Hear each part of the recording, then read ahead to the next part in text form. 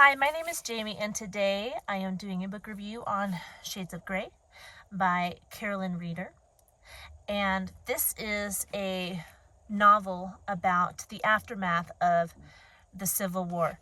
This is Will Page, and his entire immediate family was killed some way or another because of the war. His father fought for the Confederate Army and was killed during the war.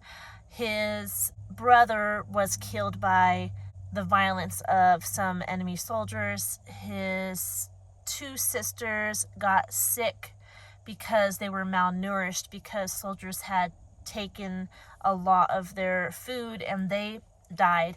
And then after his sisters died, his mother, according to the book, lost the will to live, and she slowly faded away and died herself, leaving Will all on his own.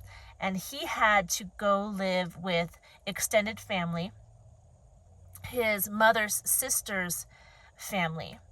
And Will had issue with that because his family, his father fought for the Confederates, and his uncle refused to fight. He would not fight in the war. He did not believe the war was right.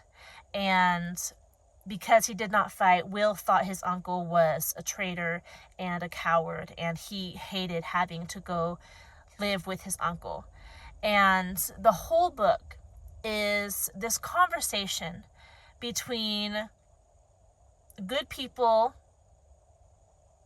from the North and good people from the South, viewpoints from both sides. That's why it's called Shades of Grey, because the war was not a black and white incident. It wasn't good versus evil. There were good people on both sides. There were terrible people on both sides. The more you look into what happened during the war, the more you will see that it was just a gray area. Slavery was wrong, period. It was wrong. But a lot of people in the South were fighting for what they viewed as their freedom. I don't agree with it. I agree that owning slaves is not a freedom. But in their minds, back in the time, they viewed the northern states or the Union states telling them what to do with their property as a violation of their freedom. And they didn't like that big government was coming in and telling them how to live their lives. And they viewed it as similar to what they had just run away from when they had the Revolutionary War. They were like, hey, we got that government off of our backs, and now we have another government on our backs. So that there were people fighting for that, but there were also people fighting because they didn't want to let go of their slaves. And it was just, there was a lot of stuff going on behind the scenes outside of the slavery is wrong. Obviously, slavery is wrong, and it is good that the slaves were freed, and we don't have that in America anymore. But the conversation, reading this book, I think, will help you see more into the different levels of the issue and not just the surface black and white issue. Like what were the other issues that people were thinking about? And I don't agree with it fully. I don't agree fully with Will's arguments. I don't agree fully with his cousin Meg's arguments and why she believes her father was right in not fighting. It was a really good book in that you can think about all these different issues that you haven't thought of before when you think about the Civil War. But it was also difficult to look at it because there was a lot of points where, like, okay, I understand that you thought that way, but it was still wrong. I see that you have a justification for why you did what you did, but it still was wrong. So it's just, I read this with my son. It was in his curriculum, and I don't think he really understood the deeper meaning and the deeper levels of this book. I looked up and it said the reading level was 5th through 8th grade. And I would say, yeah, depending on the reading level of your kid, they would be able to understand the story in starting 5th through 8th grade. But I think this is also a good book for adults to read, to get a wider perspective of the thought processes going on with civilians and soldiers and those who didn't fight in the war.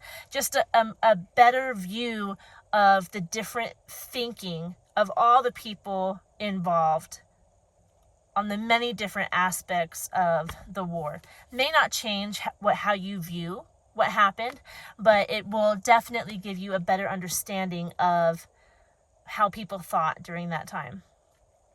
So I think it has a lot of value because of that. So it's definitely a deeper book.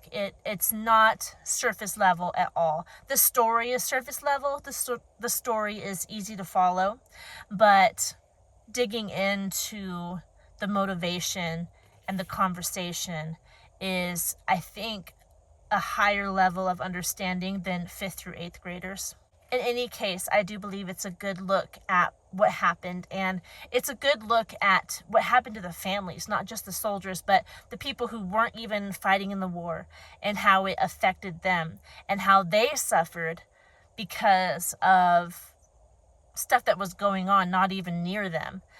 So if you want a closer look at the ins and outs of the aftermath of the Civil War and why people did and thought as they did during that time, this would be a good book to read. It is, if you don't like listening to arguments, it might not be. It was a little difficult at times for me. I wouldn't say difficult, but I'm sympathetic to how people feel. And so when I see someone getting angry or read about someone getting angry, I kind of, you get angst. You start feeling that. And I felt that a lot in this book because there was a lot of disagreements, especially with him moving into a family that didn't even fight in the war. So be aware of that. But if you can listen to what's being said and get past that tension in the conversation, I think you could learn a lot. But this book, it's not very long. It's 152 pages. It was written in 1989 by Carolyn Reeder. There are no illustrations. You want to see the words themselves. There they are. And all the pages are like that. You get a little bit of a space in the page when you come to a new chapter. Oh no, actually I lied. All you get is a big word. Because usually in some books, when there's a new chapter, it'll there'll be a space of no words with the title of the chapter. But in this book, it just goes into the next chapter. So, Shades of Grey, Carolyn Reeder. I do think it's a good book. I enjoyed it. It was written very well. From the very first page, I was hooked. I was like, this is written well. I am excited to read it. And my son is not as excited about reading as I am.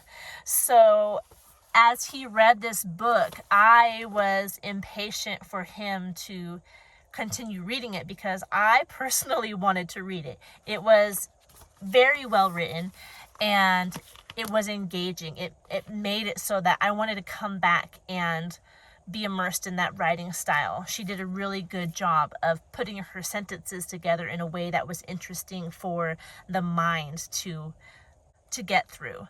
So I always appreciate when the writing style is creative and inventive in that way. So maybe you would enjoy that as well. And that's all I have for you on this book. I do recommend it. I hope you read it, and I will talk to you in our next video. I hope you're doing well, and goodbye.